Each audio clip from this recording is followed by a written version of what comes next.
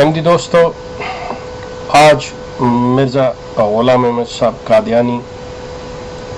जो मुद्दई नबूवत, मुद्दई मसीहियत, मुद्दई इमाम महदी थे, उनको इस दुनिया से कूच किए हुए 100 साल और एक दिन हो चुका है। और आज के दिन उनके जानशीन, उनके ख़ानदानी कारोबार का आगाज़ उनके जानशीनों से होता है। और आज की तारीख में वो जानशीन जो हैं, जिसकी इब्तदा आज से 100 साल पहले की गई थी, उसके अपने उस चीज़ की वो एक सदी मुकम्मल होने पर उसका जश्न मना रहे हैं। शायद आप लोगों में से वो नौजवान नस्ल जो उन खलीफों की इबरतनाक मौत और उनके हालात से वाकिफ नहीं। मैं मुख्तसरन अर्ज करूंगा कि सबसे पहले खलीफा, सबसे पहला जानशीन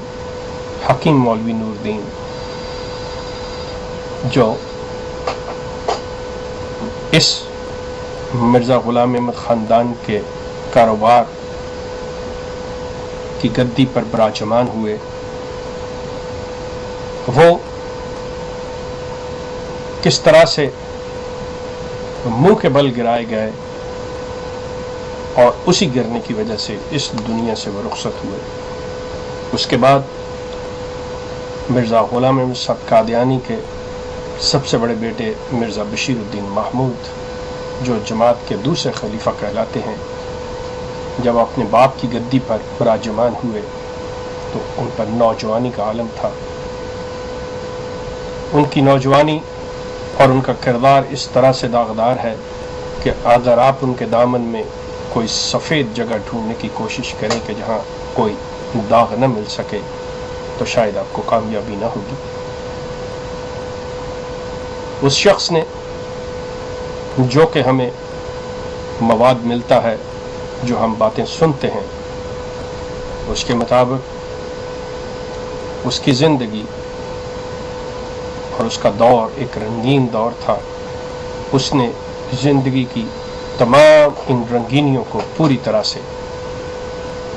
हर लिहाज से उनसे वो लुत्फ़ अंदोज़ हुआ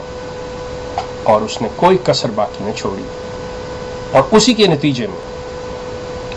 उसने अपनी ज़िंदगी के आखिरी 9-10 साल जो हैं वो इस इबरतनाक तरीके से गुजारे और इस इबरतनाक हालात में गुजारे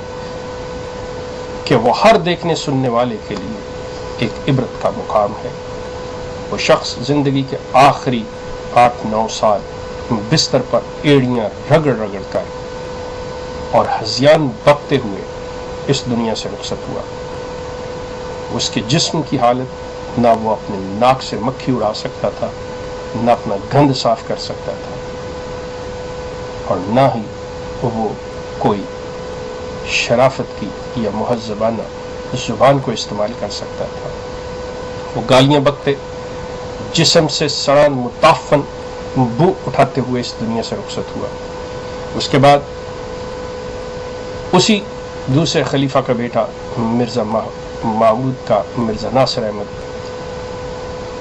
अपने आखिरी अयाम में एक नौजवान लड़की से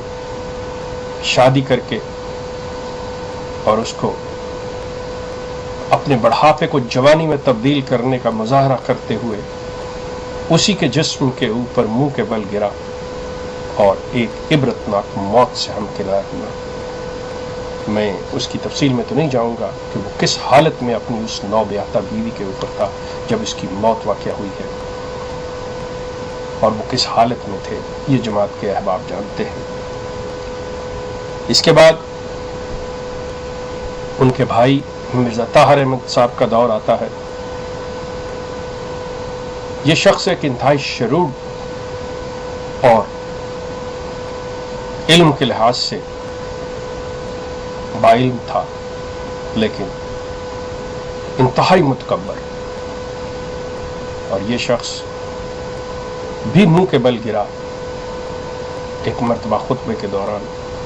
और इनका आखिरी खुतबा अगर आप देखें تو اس میں آپ کو ان لوگوں کی جو ذہنی طور پر بیمار ہوتے ہیں جیسی وہ حرکتیں کرتے ہیں یہ شخص وہ حرکت کرتا ہوا نظر آئے گا۔ اس کے بعد دور آتا ہے موجودہ جو گدی نشین ہیں جناب مسرور، یہ شخص جیتے جی ایک ایسا پپٹ ہے جو نہ بولنا جانتا ہے نہ بات کرنا جانتا ہے، جس کو جو بھی لالی پاپ دے دیا جائے یہ وہی اس کے ساتھ کھیلنا شروع کر دیتا ہے۔ اس شخص کا انجام کیا ہوگا یہ خدا بہتر جانتا ہے، لیکن میں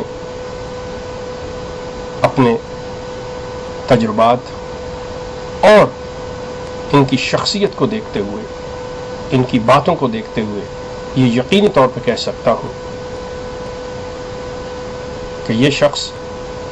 نہ تو کبھی عقل کی بات کریں گے اور نہ ہی کسی شخص کا دنیا میں کسی انسان کا یہ سامنا کر سکیں گے۔ ان کا انجام کیا ہوگا یہ خدا جانے، یہ میں نہیں کہہ سکتا، لیکن یقیناً ان کے انجام جو ہے، ان کا انجام جو ہے، اور وہ بھی انتہائی عبرتناک ہوگا، اور ان کے بعد ان کی جماعت کی کیا حالت ہوگی، اس کلٹ کی کیا حالت ہوگی، وہ یقیناً بالکل مختلف ہوگی جو پہلے ہوتی آئی ہے۔ اس خاندان کی گرفت جو ہے اس شخص کے جانے سے وہ یقیناً وہ گرفت ختم ہوگی، یہ میں دیکھ رہا ہوں، یہ مجھے واضح نظر آ رہا ہے۔ اور یہ آج کی تاریخ کے اندر اپنے اس 100 سالہ گدی نشینوں کا جشن منا رہے ہیں کہ کس طرح انہوں نے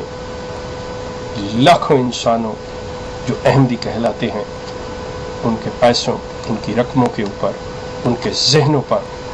پہرے بٹھا کر کس طرح سے اپنی خواہشات کی تکمیل کی، کس طرح سے انہیں بے بس و مجبور کیا، کس طرح سے اسلام کے نام کے اوپر ان کی زندگیوں سے، ان کے ایمان سے، ان کے خیالات سے، ان کے نظریات سے یہ کھیلے، کس طرح سے اس خاندان نے اپنے پیٹ بھرے۔ یہ ایک 100 سالہ لمبی تاریخ ہے جس کو ہر احمدی بڑی اچھی طرح سے جانتا ہے، اور دوسرے دیکھنے والے ہندوستان اور پاکستان کے لوگ بھی اس چیز سے واقف ہیں۔ اور اس خلیفہ، اس جانشین، اس سجادہ نشین کا کیا حال ہوگا یہ اللہ کی ذات جانتی ہے، لیکن یقیناً اچھا نہیں ہوگا۔ یہ یقیناً وہ جو چیخ چیخ اور پکار پکار کے کہہ رہے ہوتے ہیں کہ دیکھو جو مجھے دید عبرت نگاہ ہو، یقیناً یہ شخص اسی سے دوچار ہوگا۔ یہ جشن منا رہے ہیں، منا سکتے ہیں، دیکھیے گا آگے کیا ہوتا ہے، اللہ کی ذات جانتی ہے، لیکن آخر یہ لوگ اپنے انجام کو پہنچیں گے، یہ اس چیز پہ میں پوری طرح توقع رکھتا ہوں، اور میرا یقین ہے کہ یہ لوگ آخر اپنے انجام کو پہنچیں گے جس کی سزا ان کو مل کے رہے گی اسی دنیا میں۔ دوستو، یہ خوشیاں منا رہے ہیں، کوئی ہمیں افسوس نہیں کہ یہ خوشیاں کیوں منا رہے ہیں، بالکل منا سکتے ہیں، ہمیں کوئی افسوس نہیں ہے، لیکن میں احمدی حضرات سے یہ عرض کروں گا کہ آپ خدا را ان خلیفوں کی حالات زندگی پڑھیے، انہوں نے کس طرح وقت گزارا، کس طرح سے اس جماعت کے اوپر، کس طرح احمدی لوگوں پر کیا کیا ظلم کیے، اور کس طرح سے آپ کی زندگیوں پہ، آپ کے خیالات کے اوپر یہ قابض رہے، آپ غور کیجیے۔ اس کے باوجود اگر آپ غلامی کی زندگی میں رہنا چاہتے ہیں، یہ آپ کی مرضی، یہ آپ کی چوائس ہے، ورنہ آپ کے لیے آزادی جو ہے وہ کھلے بازوؤں سے آپ کا منتظر ہے۔ آپ کا بہت شکریہ۔